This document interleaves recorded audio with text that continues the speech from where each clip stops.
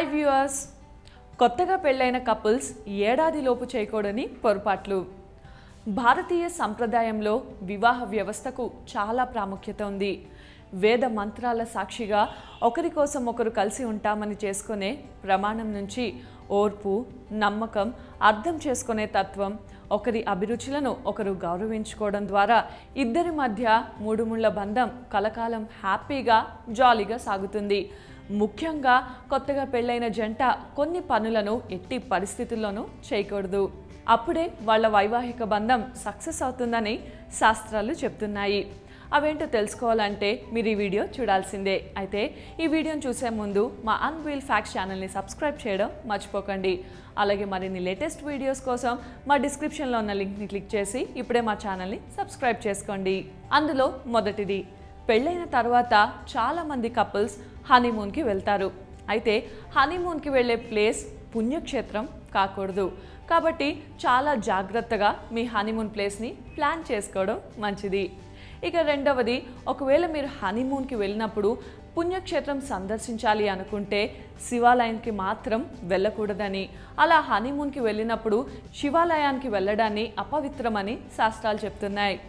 ఇక మూడవది, పెళ్ళైన ఏడాదిలోపు మహిళలు శివలింగాన్ని ముట్టుకోకూడదు. ఏడాది దాటిన తర్వాత వారికి ఎలాంటి నిబంధనలు ఉండవు.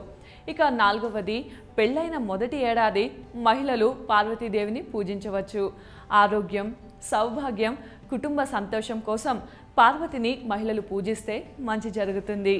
ఇక ఐదవది, ఒకవేళ కొత్తగా పెళ్ళైన జంట శివలింగాన్ని దర్శించుకుంటే వారు కొన్ని రోజుల పాటు శారీరకంగా దూరంగా ఉండాలి అని శాస్త్రాలు చెప్తున్నాయి. ఇక ఆరవది, పెళ్ళైన కపుల్స్ బెడ్రూమ్ ఇంటికి నైరుతి భాగంలోనే ఉండాలి. ఎట్టి పరిస్థితుల్లో ఆగ్నేయంలో ఉండకూడదు. ఒకవేళ ఆగ్నేయంలో బెడ్రూమ్ ఉంటే ఇద్దరి మధ్య సమస్యలు, మనస్పర్ధలు వస్తాయట. ఇక ఏడవది, అలాగే బెడ్రూమ్లో బెడ్ పొజిషన్ ఖచ్చితంగా నైరుతి భాగంలోనే ఉండాలి. ఉత్తరం, తూర్పు వైపు లేకుండా జాగ్రత్త పడాలి. ఎనిమిదవది, చెక్కతో తయారు చేసిన మంచం పైనే నిద్రపోవాలి. అలాగే నైరుతి వైపే తలపెట్టుకొని పడుకోవాలి. తొమ్మిదవది, బెడ్రూమ్లో ఉండే గోడల కలర్ ఎట్టి పరిస్థితుల్లో ఎరుపు ఉండకూడదు. అలాగే green, light blue, rose pink వంటి రంగుల్లోనే ఉండాలి. ఇక పదవది, కొత్తగా పెళ్ళైన కపుల్స్ రూమ్లో అద్దం, కంప్యూటర్, టీవీ వంటి వస్తువులు ఉండకూడదు. ఇవి వాళ్ళిద్దరిపై నెగిటివ్ ప్రభావం చూపుతాయి. ఇద్దరి మధ్య మనస్పర్ధలకు కారణమవుతాయి. ఇక 11వది, కొత్తగా పెళ్ళైన వాళ్ళ ఇంట్లో మరణం, హింస, డిప్రెషన్ వంటి సంకేతాలు సూచించే పెయింటింగ్స్ని అస్సలు పెట్టకూడదు. ఈ వీడియో కనుక మీకు నచ్చినట్టయితే లైక్ చేయండి, అలాగే షేర్ చేయండి. మరిన్ని లేటెస్ట్ అప్డేట్స్ కోసం మా ఛానల్ని ఇప్పుడే సబ్స్క్రైబ్ చేయండి.